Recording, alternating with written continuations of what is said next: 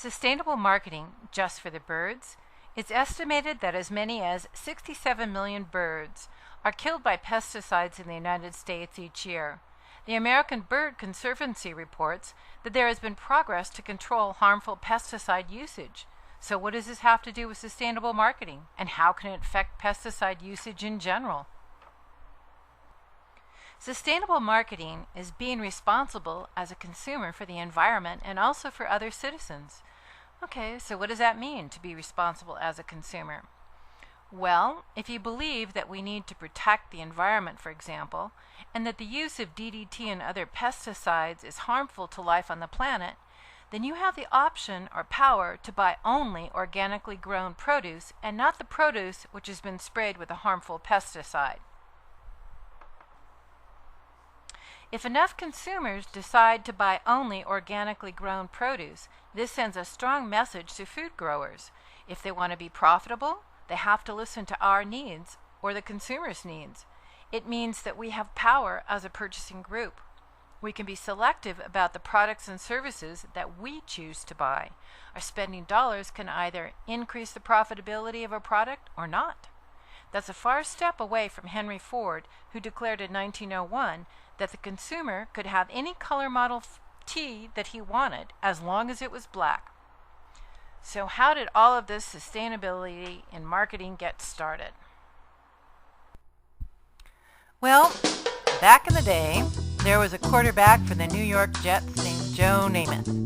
He was asked to pose for a TV commercial for Beauty Mist pantyhose, which he did do, and he was actually wearing the pantyhose.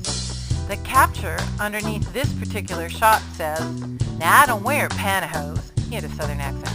"But if Beauty Mist can make my legs look this good, think of what they'll do for yours." The question in advertising and marketing became, how responsible is this marketing to the consumer when the target market for buyers of Beauty Mist pantyhose are women? Granted, there may be a couple of men out there who once in a while don on a pair of pantyhose, but the majority of the target market is women. What does a football quarterback know about actually wearing pantyhose? From this time forward, a campaign for responsible marketing began. If you don't use the product, you can't promote it. Dove Personal Care Products, a subsidiary of Unilever, decided to address issues like anorexia, bulimia in women and girls by promoting an ad campaign for natural beauty. Ogilvy Mather developed the campaign for Dove based on the findings of a global study, The Real Truth About Beauty, a Global Report. The study proved the hypothesis that women's definitions of beauty had become limiting and unattainable. Among the study's findings was the statistic that only 2% of women around the world would describe themselves as beautiful. This ad, an example of social marketing, was shot using real women with real flaws, real bodies, and real confidence.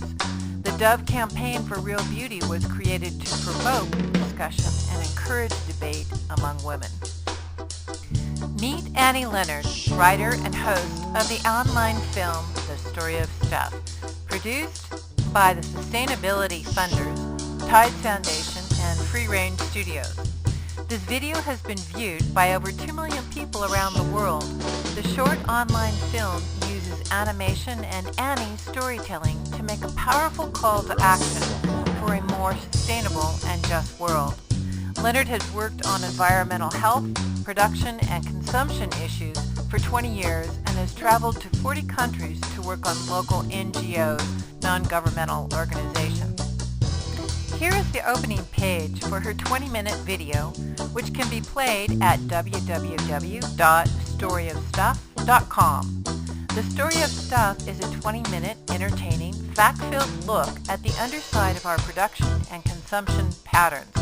It exposes the connections between a huge number of environmental and social issues and calls us together to create a more sustainable and just world, reevaluating how and where we manufacture and dump our stuff.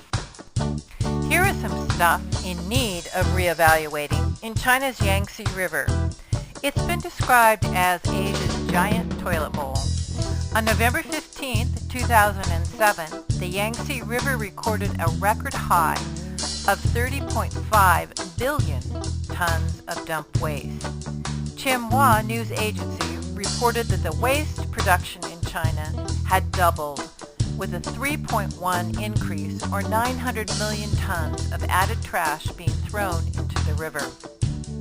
Why is this happening? It's due to China's race to manufacture and compete on a global basis with the rest of the world, and obviously production has its costs. So what can be done to promote environmental guidelines for production? One answer is expressed by the Herman Miller Company and their design for the environment. Herman Miller, a furniture manufacturer based in Zeeland, Michigan, has implemented their journey towards sustainability, designing products with consideration for their environmental impact. Their Design for the Environment, DFE team, is responsible for developing environmentally sensitive design standards for new and existing Herman Miller products. And it has initiated a protocol to guide this effort, which evaluates new product design in 3 key areas. Number 1, material chemistry. What chemicals are in the materials being specified, and are they the safest available? Number 2, disassembly. Can you take products apart at the end of their useful life to recycle their materials? Number 3, recyclability. Do the materials contain recycled content? And more importantly, can the materials be recycled at the end of the product's useful life? Their goal is to ensure that all new Herman Miller products will create great working environments while also respecting and protecting the natural environment. Not to be outdone in the race to go green, Ben & Jerry's has introduced a new kind of clean, green freezer to the United States. These new freezers use alternative refrigerants that, unlike current freezer gases, do not contribute to global warming, nor the deterioration of the Earth's ozone layer if released into the atmosphere. That's a big step forward on the path to more environmentally friendly refrigeration. Another growing problem on the planet concerns the availability of clean drinking water. Unilever has attacked this problem in India, a country that has 18% of the world's population, but only 4% of the world's renewable water sources, by introducing a new liquid soap product called Surf Excel Quick Wash, which saves 2 buckets of water per laundry wash a day. Based on assumptions about laundry habits, they estimate potential savings in the region of 14 billion liters of water a year. The brand has seen a 20% increase in sales during 2008 alone. Camper, a shoe manufacturer based in Mallorca, Spain, was created by a group of young entrepreneurs as a people-focused family business. Lorenz Flucha Rosselló founded the company in 1975 after inheriting a shoe factory from his father, Antoni Flucha, a Mallorcan shoemaker. The company's motto is "Imagination Walks," and to help keep Antoni's original dream alive, Camper implements an environmental management system that includes sustainable development as one, and number 2, social commitment. This commitment has given rise to the Edible Gardens Project. School gardens were the focus of a social and environmental project where Camper sought to educate children whose main ecosystems were cities.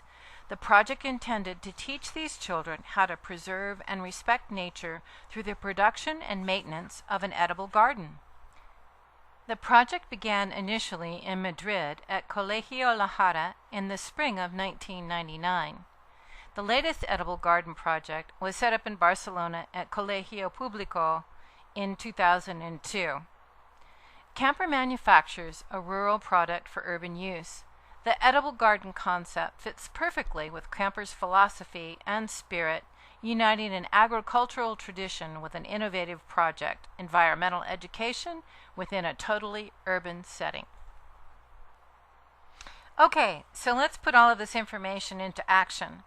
We're all aware of the different anti-smoking campaigns that exist today, but how would you address this issue if you were a member of a sustainable marketing team?